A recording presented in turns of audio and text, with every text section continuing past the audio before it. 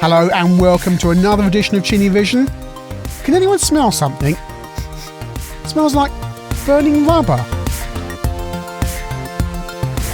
Burnin Rubber was an Amstrad CPC Plus and GX4000 exclusive title.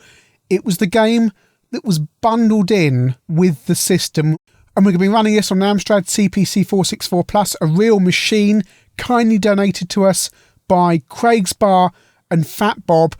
Big thank you to them. It's been a big frustration that, here on ChinnyVision we run everything on the real hardware, but Amstrad Plus and GX4000 software we've had to run under emulation. That's been really annoying. So finally we're able to show the real hardware, which is absolutely brilliant. So big thank you to them.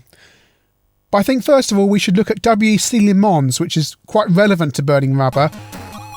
You can see the name of the coders there, Jobby or John O'Brien, and Robert Hemphill and John Dunn doing the music.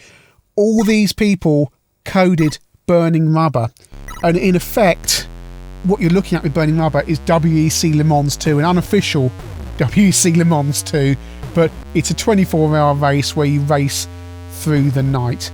So this is what WEC Le Mans looks like on the CPC. It's Mode 1 game, 4 colours. Oddly, some people say it's a specky port. It's not. The graphics are completely different from the Spectrum version. It's just the coders have decided to do it in Mode 1. Small screen, but it moves along quite well. A fun little game, although, to be honest, fairly flawed. So I've loaded up the CPC 464 Plus via a CPC4 multi-cart by Gerald from the CPC Wiki forums that I'm going to be reviewing at some stage, but you can see there all the different games that you can load up instantly. And here we go, this is Burnin Rubber. And wonderful menu screen here. Split mode, although you wouldn't know it. There's mode 0 at the top there and mode 1 at the bottom for the text. And though the B and the R are actually hardware sprites. So you're getting the Plus hardware without really being aware of it, because the CPC Plus has 4096 colours. It has hardware sprites that can work independently of the screen modes.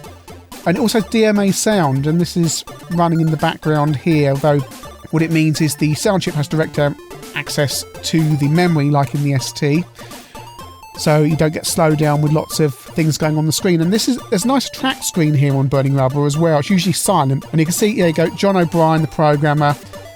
And the idea, of course, with your track screen is to make sure the console looks good when it's in the shops, because Burnin Rubber was the packing game. You couldn't buy it on its own. It's by Ocean Software. Should have mentioned that at the beginning, but I think most people would have realised from the coders. And you could use the Amstrad joypad, press fire 1 to start, or press 2 for options. Now I find on this game it's easier, if you're using the joypad, to use fire 1 for accelerate and fire 2 for brake by redefining the keys. Starting the game, first thing you've got to do is qualify for the main race, unlike WEC Le Mans where you just go into the main race. So this is effectively just a practice session, almost gets you familiar with the game. It's a little bit choppier moving along than WEC Le Mans, but you've got a much bigger screen. It's a full Amstrad CPC screen here. It's not cut down, and it's all running in mode 0, 16 colour mode. Using the hardware sprites, interestingly, the shadow under your car is a hardware sprite. And you can tell that because if you look at it closely, the game's running in mode 0, but that is mode 1, the Amstrad's medium resolution. Very clever use of the hardware there. You just got to get... Oh, just tap that car there. Just got to qualify. Usually qualify with about 10 seconds left. One thing about Burnin Rubber is you'll notice the speed goes up when you start slipstreaming cars in front of you, which enables you to get better times. And which is quite novel. I don't think I've seen an 8-bit racer where that happens. So it's useful on qualifying. I've qualified for 6th position. If you really want to get a good qualifying time, you've got to use manual gears. The car will go slightly faster.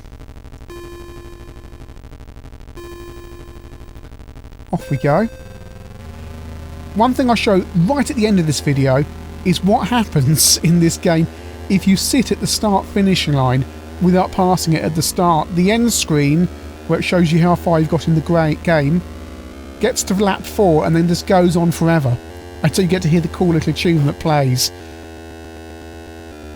The idea is you're racing through the night, so that the the colours will change. It will use all of the Plus's colours. I haven't seen it change colour yet, but it should do. You get those digitised pictures of the programmers zooming past you, which is really nice. I assume they used a video capture card on the Amstrad or something like that to capture that. These guys also programmed Chase HQ on the Amstrad, which we all know how polished that is, and they just kept on putting more and more features in until they ran out of memory. Burnin Rubber was a little bit tighter on the development schedule, but they've still done a really good job.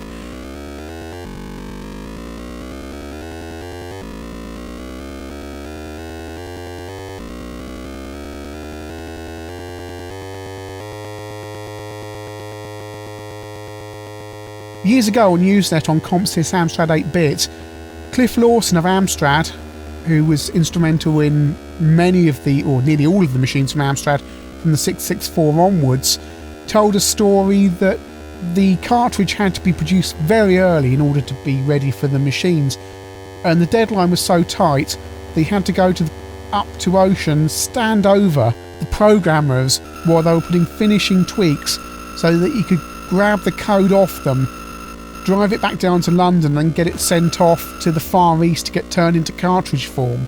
So they were pretty tight on the development time. But that said, the game's really polished. I mean, if you've had time to put your faces into the game, then, you know, you're pretty much done a good job and done it to deadline. Lovely Ocean logos go flying past as well. The controls are a little bit sluggish to respond. It's not as fast as WEC Le Mans, but nowhere near as bad as some other racing games. It takes a little bit of getting used to. You've also got to make sure you slow down for the corners. Yeah, touch the side there. If you do touch the scenery, you either spin round or you go flying up in the air. And there's various checkpoints in the stages that get you extended play, and you've got to do 4 laps of this circuit.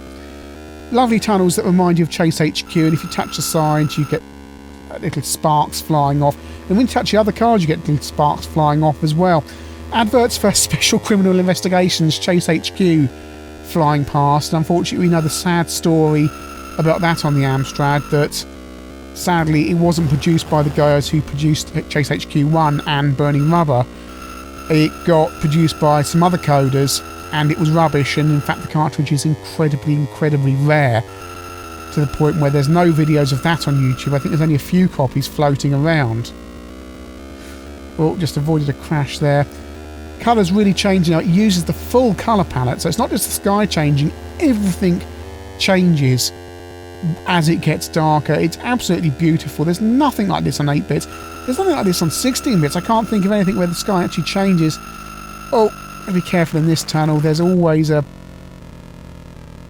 broken down car. There you go. There's 2 cars there, and sometimes they crashed into each other there.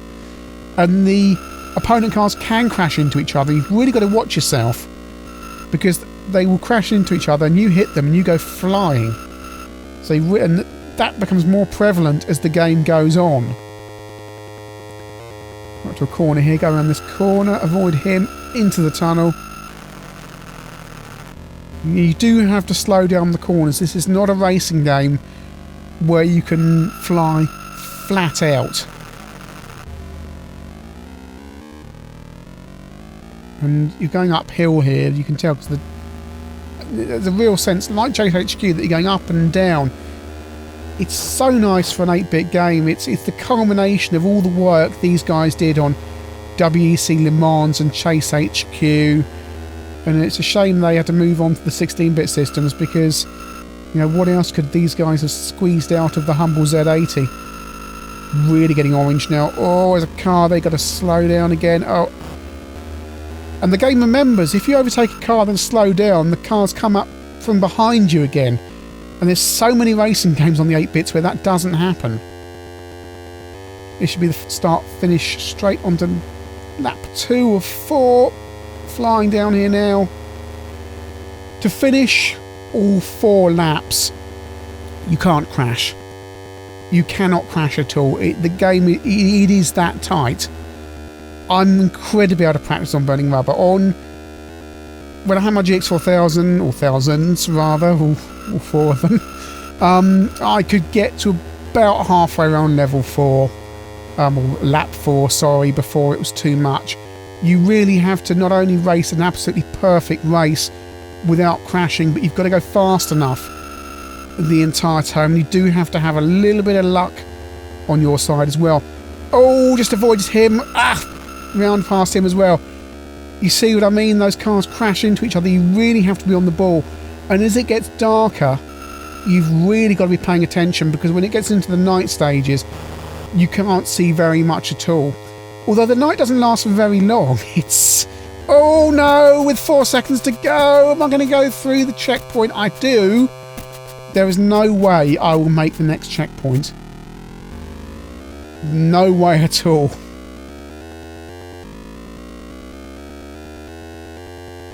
The choppiness of the game, the frame rate isn't great, but you get used to it after a while. And again, the slightly sluggish controls.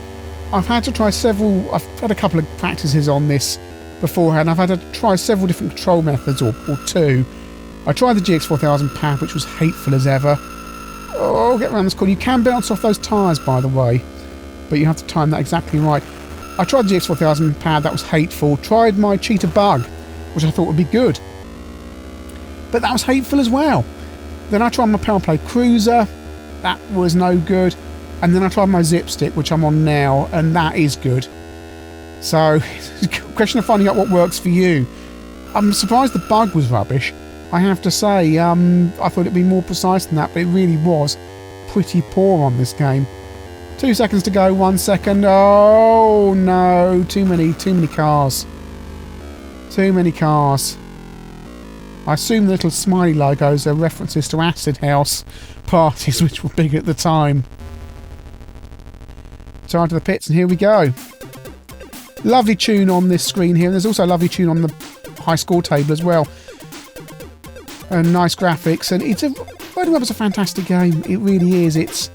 They got to level 2, nearly got onto stage 3 of level 2, but I'm way out of practice on this. And as I was saying, another fantastic tune here on the high score table.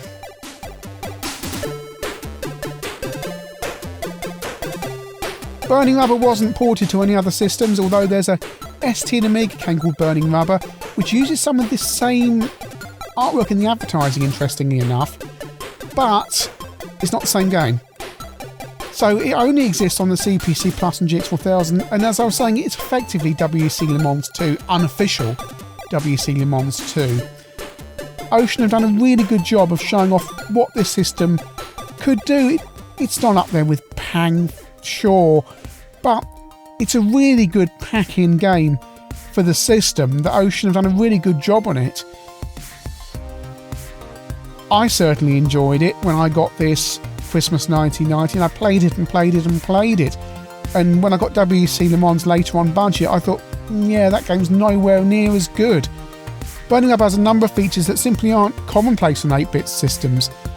Changing the colours as you go through the night, sparks flying off when you hit other cars, which is a development from Chase HQ when you just get it when you hit the walls, and slipstreaming the other cars, going behind them to get a boost for overtaking, just like you see cars do in real racing, especially in Formula 1. And in that sense, Burnin Rubber is a real trailblazer. Yes, it's got its faults, slightly choppy frame rate, and slightly sluggish controls, but overall for me, this is one of the best racers on the 8-bit systems.